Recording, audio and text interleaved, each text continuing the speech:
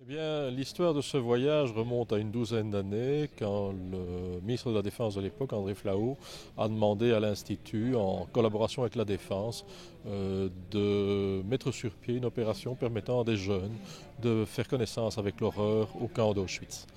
Nous avons fait ça la première fois de manière un petit peu artisanale, évidemment. Il a fallu essuyer les plâtres, si j'ose dire. Mais depuis lors, c'est une opération tout à fait bien rodée, qui se répète tous les ans grâce à la générosité de la Défense et en particulier de son ministre de la Défense actuel, qui a ressenti tout l'intérêt du projet et qui a accordé son soutien à ce projet.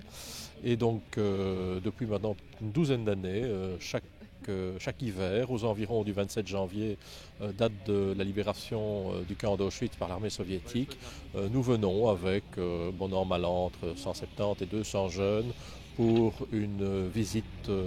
à la fois du camp d'Auschwitz I, du musée d'Auschwitz I, et une visite du camp de Birkenau, visite qui se déroule en une journée et qui est entièrement gratuite pour les écoles et pour les participants, ce qui n'est pas le moindre de ses intérêts, évidemment, vu la distance qui nous sépare entre la Belgique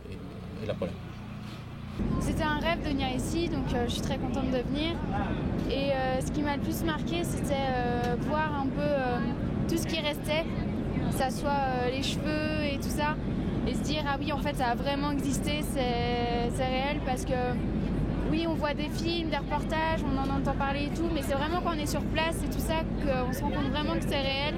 et on en prend plein dans la tête. Et voilà, moi je pense que c'est ça qui m'a le plus marqué. Je suis très contente d'être venue ici et j'espère vraiment que ça va plus se reproduire, parce que c'est vraiment, on se demande vraiment comment l'homme a pu faire ça. Aujourd'hui,